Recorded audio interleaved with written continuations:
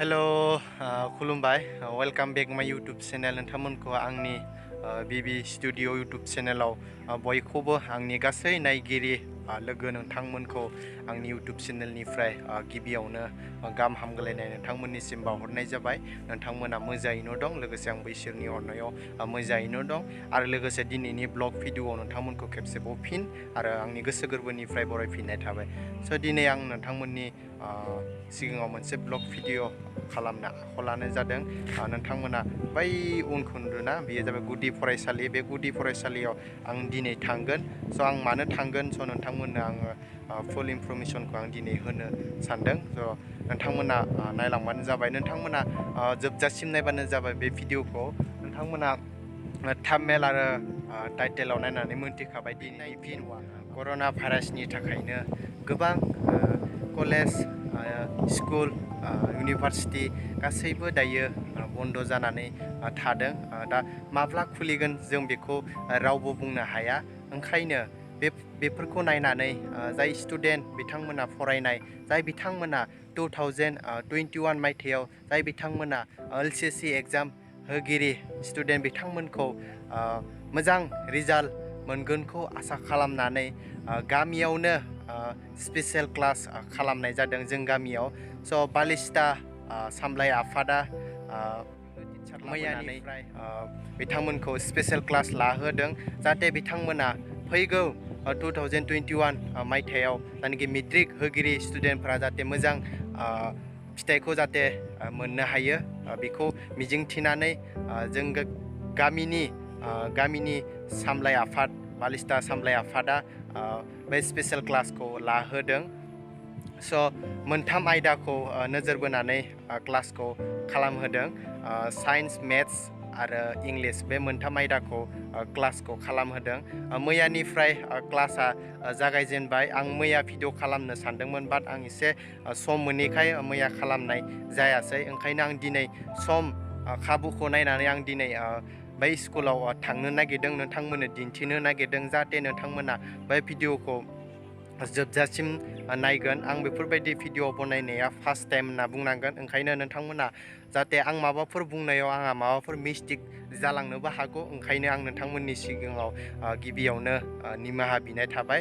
बेखौ आसा खालामना थाबाय नोंथांमोना, जाहाथे आंहा माबाफोर बुंनायफ्राव गोरोन्थि जालांनोबो हागौ, बेखौ नोंथांमोना निमाहा होबानो जाबाय। आं दायो बै स्कुलाव, गामिनि गुदि फरायसालियाव थांनो नागिरदों। स' नोंथांमोनाबो आंजों लोगोसे फैबानो जाबाय। आं क्लास लानायखौ नोंथांमोननो दिन्थिगोन, खैजोन स्टुडेन्ट लादों, स' बेयाव नायगोन। स' नोंथांमोना आंनि भिडिअखौ जोबजासिम नायबानो जाबाय। आं दायो थांदोनि, नोंथांमोनाबो आंजों लोगोसे फैबानो जाबाय। आं दायो जायनाखि गुदि फरायसालियाव, गामिनि गुदि फरायसालियाव सफैबाय। क्लासखौ दायो बेयाव लागासिनो। आं दायो नोंथांमोननो क्लास लानायखौ दिन्थिनो सानदों। नोंथांमोना नायलांबाय थाबानो जाबाय। आं दायो बेयाव हाबनो नागिरदों, नोंथांमोना नायलांबाय थाबानो जाबाय। इंलिश मिडियामाव मोनबाय। पेज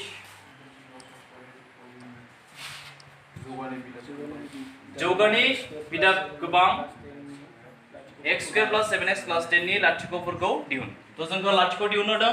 फिन बिनि उनाव ससे कुइसन दंबायो। फार्स्ट कुइसनखौ जोङो फोजोबग्रोगोन, राइट? 7x प्लस 10 मा खालामनो होदों? लाथिख' दिहुननो होदों। स' लाथिख' दिहुननो होदोंबा बिफोर प्रसिडिंग टु द question we should know what is 0. 0 दिहुननो होदोंना? We are asked to find 0. But before this, we need to know what is 0. तो लाथिख' माने मा बेखौ मिथिग्रोनांगोन जोङो। बुजिबाय? This equation as 0. मानो होनबाथाय लाथिख' नागिरनो होदों। लाथिख' माने मा? बे थाङै थाङै मोनसे समाव मा जाहैगोन? 0. तो बेनिखायनो जोङो let 0 होनना हमना लाबाय। जाबाय? तो मिनिंखौ बुजिबाय? x नि लाथिख'नि मिनिंखौ? Did you get the meaning of 0? 0 माने लाथिख' नङा। It is the value of x. x नि मा बियो? मान। बे x नि मानखौ मा होबाथाय नैबे थाङै थाङै मा जाहैगोन? 0 तो बेखौ नागिरनो होदों। बुजिबाय? एसां गोदोर इकुवेशनाव जों नागिरनो हाया। जुदि सिम्पल ओरैमोनबा जों बिन्दासाव नागिरनो हागौमोन। 2 माइनास नि मा होबा 0 जाहैगोन? 2 अब्लाना जोङो we can easily find it out. बुजिबाय? जुदि बिदि गोदोर इकुवेशनाव हाया जोङो, स' बेनिखायनो बेखौ बोरै दिहुनगोन बेखौ खिथिनायगोन। नैबे मा समान 6, बेयाव जुदि आङो 6 होबाय, माइनास x दोङो, तो लाथिख' बेसे होनना बुङोबा नैबे what is the meaning of 0? It is the value of x.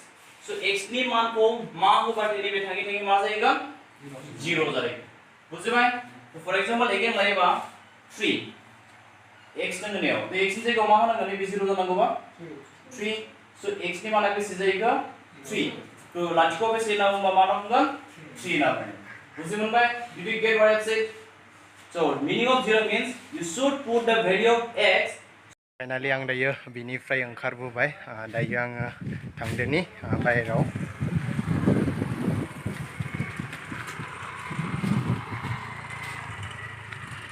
स' नोंथां आं भिडिअखौ बेखिनियावनो फोजोबनो होननानै सानदों स' नोंथांमोना बे भिडिअखौ नायनानै मोजां मोनदोंब्ला अननानै लाइक कमेन्ट शेयार साबस्क्राइब खालामबानो जाबाय स' आं भिडिअखौ बेखिनियावनो फोजोबनो होननानै सानबाय आरो दिनैनि भिडिअखौ आं बेखिनियावनो इन्ड खालामसै गोजोन्थों बाय